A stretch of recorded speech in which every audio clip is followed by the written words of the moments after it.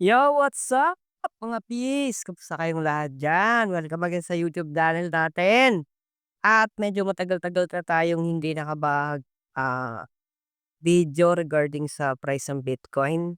Pero kung babalikan natin, like, according dun sa video natin, last video, dun sa kanyang new all-time high mga pisan, sinabi natin dun before na possible na umakyat ng at least up to 50%. Balikan natin yung video na yan mga bes. Sa ating one week chart,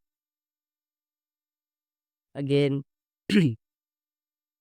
approximately we are uh, saying na it will reach 100 to $103,000 for Bitcoin.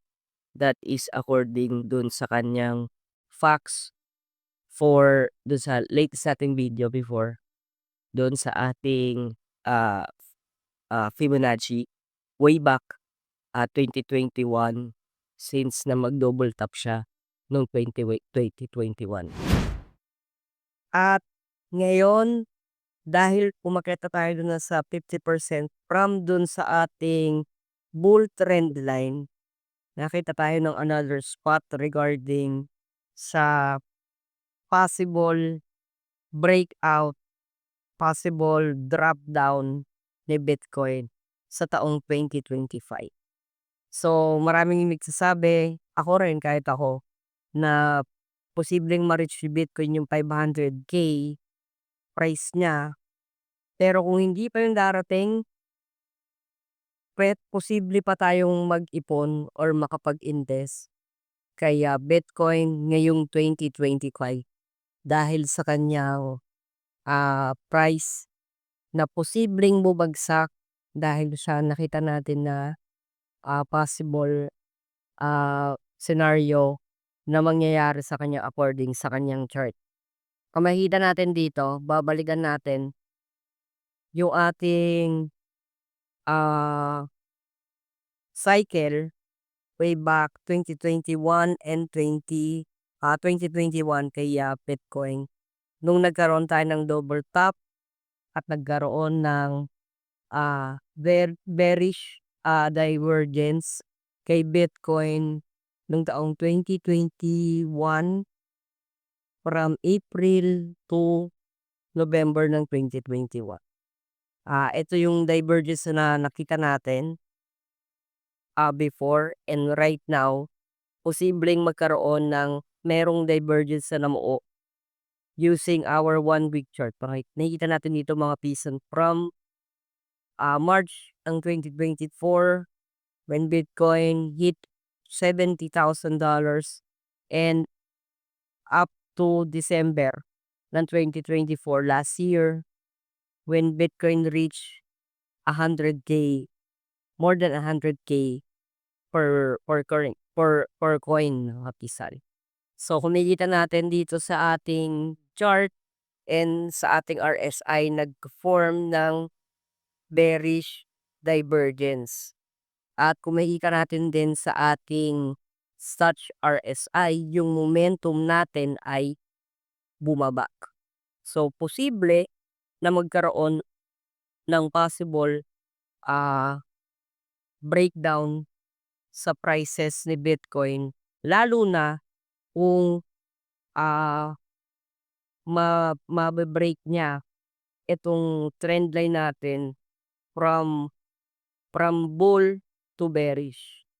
So ito yung nakikita nating possible scenario simula nung ma-break yung before nung 2020, na-break yung trend line natin nung 2022 ng March, 'di ba? March possible, from there nagkaroon ng -66 since na ma-break yung ating trend line.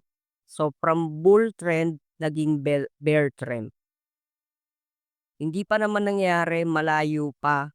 Pero kung i-estimate natin from 66% from there to ngayong chart, possible na bumaba si Bitcoin at least up to $23,000. So, nung nakaraan, na-check natin na pwede siyang umakyat ng 50%, nangyari nga yun, lampas ng 50%. Ngayon, possible once na ma-break na ni Bitcoin yung ating trend line from bullish trend to bearish trend, posible na bumagsak up to $20,000. Again, this is another opportunity mga pisan ha, hindi to para ma-discourage kayo dahil si Bitcoin ay nasa 100K na. Pero to take this and tignan nyo ng mas magandang view. Kung babagsak siya ng at least 23K and other altcoins, makakabili tayo ng sa mas mababang presyo on sale, at least 66% from dun sa ma-break niya yung trend line niya. So, we are possibly looking for another break from bullish to bearish. And right now, again, super bearish na ako. Gusto kong bumagsak to. At least 23K and other alts like Ethereum, XRP, and Binance to break pa yung bumalik siya sa mas mababang presyo and to buy more. So yun lang mga pisan ang update natin regarding sa Bitcoin and other cryptocurrency. Kung makikita natin bloodbath again from nasa 99K nung nakaraan si Bitcoin na biglang 93K na lang. And yung total market capital niya from 3.6 trillion bumagsak siya mabilis ng 3.1. So, we're still hoping na umakyat siya, pero according nga sa ating chart and the facts from the chart, it can lead to to bearish for Bitcoin to the next quarter ngayong 2025. So, hanggang doon na lang mga pisan. Maraming salamat sa inyong panonood. At see you mga pis sa mga susunod nating video. Bye-bye! Peace!